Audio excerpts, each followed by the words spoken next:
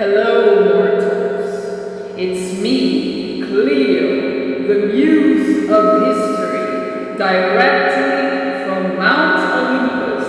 I was summoned to talk to you about this festivity, as you call it, Carnaval, or even Imperial. So, shall we? Just kidding, it's me, your trusty tour guide, Amanda Enderman, once again, this time, as Cleo said, I'm gonna be talking about Carnival, but the Imperial Way. And I have already made a video about Carnival, the colonial way, and I will leave it in the cards above for you. By the way, stick to the end of the video because towards the end of the video, I'm gonna give you precious advice which will make your carnival when you come to Rio much more enjoyable. Some answers to frequently asked questions that I always get from tourists. But before I get right on to the theme of the video, I have to remind you that I'm currently offering walking tours through the city of Rio, and all of these tours are described on my website, which the link will be in the description box below, as well as in the first fixed comment. So all you have to do is click there, text me via WhatsApp, make your reservations, and let's get to know the city of Rio in person, folks! With me, Amanda Enderman, your trusty tour guide, of course. Now, without further ado, let's get right on to the theme of the video. But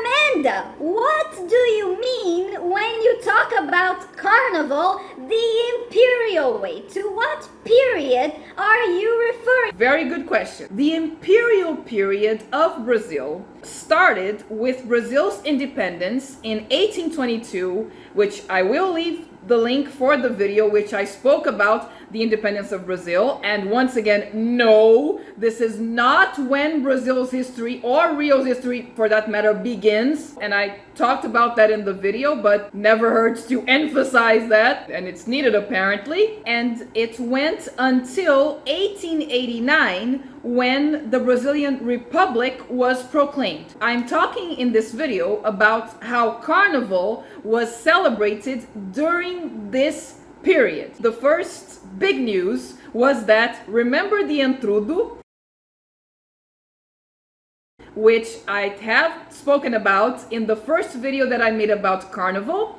Well, it was forbidden by law in 1841. However, as usually happens with Carnival, you won't succeed in reining in Carnival, in controlling Carnival, or even making Carnival less offensive, less politically incorrect. It's no use. With Carnival, it doesn't work. And it didn't work also back then, as it didn't work before with several attempts by the authorities in Europe to rein in the festivities, which I already spoke about. Even though it was forbidden, people continued to practice the entrudo all the way to the first half of the 20th century, early 1900. But Amanda, why did they forbid the entrudo?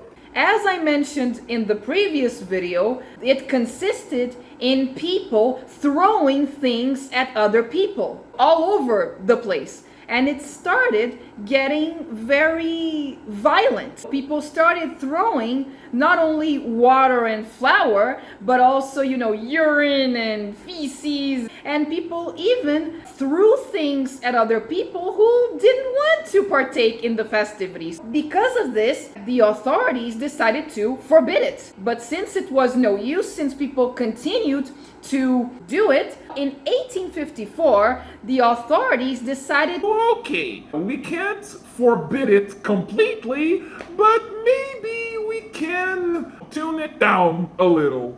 And in tuning it down, they not only succeeded, but they created a different tradition which persists to this day. In 1854, it was decreed that the entrudo should be dry. It was forbidden to use water and flour. and throw that on other people. But people still wanted to celebrate the entrudo, so since Brazilians are very creative, in fact we're known worldwide for that, they substituted the flour and the water for confetti, and I forget the name now, that thing that looks like a thin colored ribbon,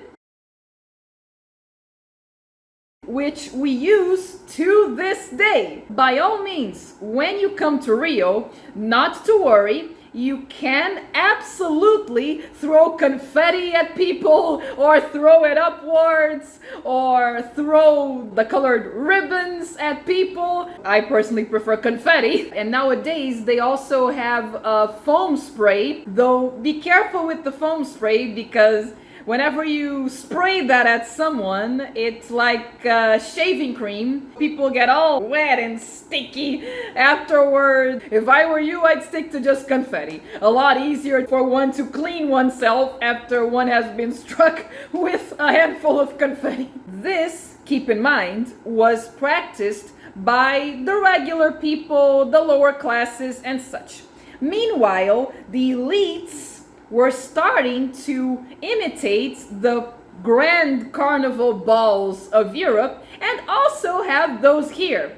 And they would be masked balls or costume balls. Or I should say, there were both. This is why, in honor of this custom, I am here very fancy dressed as Cleo, the muse of history in ancient Greece. Perfect combination with this channel, isn't it? The first masked ball and costume ball as well was in 1840, and it was organized by an Italian woman. With time, it started becoming popular and everyone started wearing costumes in Carnival in Rio, which is another tradition which persists to this day. In fact, here is a picture of yours truly when I was only 5 years old in a carnival party dressed as a witch. Wait, but Amanda, you're dressing as a witch in Carnival? Isn't that what you're supposed to do in Halloween? Here's the thing, folks. Up until very recently, and I say very, very recently, like only after I was in college, it became a thing for Brazilians to actually celebrate Halloween the way it is done in the US or in Europe. My whole childhood and all of my teenage years, Halloween was never a thing here in Brazil. On November 1st, we would go to church, those of us who are more Catholic and such, more traditional, and light candles in memory of our relatives who have passed already. My father, for instance, even though he doesn't go to church on this day, he does this to this day, the lighting candles thing. Wearing costumes, trick-or-treating and all of that was never a thing here in Brazil. The time to wear costumes and even prank people was all in Carnival. This is why, ever since the beginning, you can find costumes both cute, of good characters, shall we say, like muses, or you also had costumes of evil beings, such as devil, such as witch. Oh, and I forgot to mention, the press was one of the main institutions responsible for trying to get people to not be into the intrudo so much, but also didn't work. Moving on, the elite of Rio at the Imperial period is also responsible for creating the ancestors of the blocos, the street carnival parades. This is also an imperial invention. Oh, those Republicans getting nervous. They called them societies, and the first to be created was the Congress of the Carnivalian Sumities. That's roughly translating, of course. In Portuguese, the name is Congresso das Sumidades Carnavalescas. The very first parade of this street carnival group was in 1855. Another interesting event was that in the last carnival before the abolition of slavery, and I will speak about the abolition of slavery also in this channel in the series Rio the history, so stay tuned for that. But in the last carnival before slavery was abolished, which was in May 13th, 1888, so in February that year, of course, or March, Princess Isabel, the eldest daughter of Emperor Dom Pedro II, prepared a celebration in the city of Petropolis, copying the competition of flowers which was common in the Carnival of Nice in France.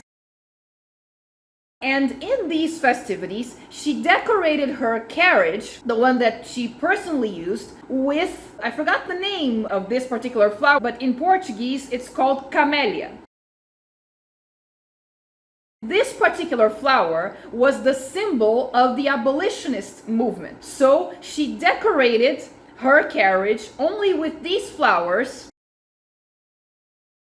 as a way of saying that she approved the abolitionist movement. Not only that, she paraded in this decorated carriage with her husband and her children, and they threw these kinds of flowers as well as confetti at people in the streets. So now, my friends, I'm going to address a few questions that I have gotten very frequently in all of these years in which I have worked as a tour guide, especially from tourists. Where do the blocos, the street carnival groups, parade? The answer is everywhere in Rio. Every neighborhood in Rio has their own street carnival groups which parade there in that neighborhood. That being said, there are also street carnival groups which are more famous / more well known, such as the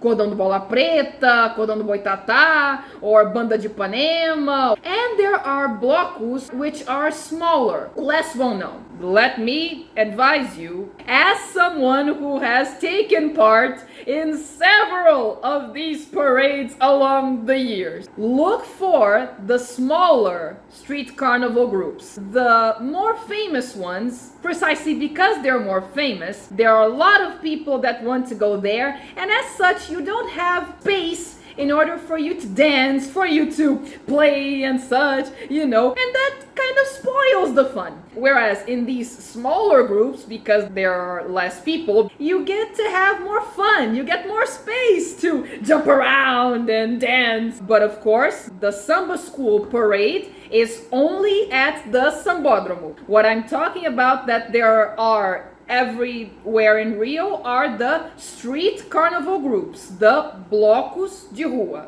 Where do we buy costumes or things to wear and confetti and the colored ribbons and even the spray and such? Here in Rio, the street vendors are at their full capacity during Carnival, so that's where you'll find a lot of costumes and things to put on your hair, all kinds of masks, clothes even for you to wear. A lot of people nowadays are dressing up as unicorns or mermaids and such, or they have also, to name but a few examples, they have pirate hats or ship captain's hats, policeman caps, all kinds of stuff. If you don't want to buy from street vendors, there's a store called Estrela, that means star in Portuguese, Estrela, which sells disposable things for parties. So in Carnival, they also have things for you to wear as costumes. It was at this store that I bought the hat that I was wearing in my June party video, which I made previously, and I will leave the cards of it up here as well for you, so you can also find it there. Also, you can find it in the Americanas store, as well as in stationery stores anywhere. But also, you can find the confetti and the colored ribbons and such in street vendors and stationery stores, and Estrela might very well have them. There you go. I got you covered once again. This concludes this video about Carnival in Rio, the Imperial Way. I hope you liked the video, and if you liked the video, hit that like button. Then right after that, hit that subscribe button, and then most importantly of all, hit multiple times the share button so that you can share this video with as many people as you possibly can, so that each time more people may know about the wonders of the wonderful city. And as usual in this channel, I'll see you in the next video. Bye!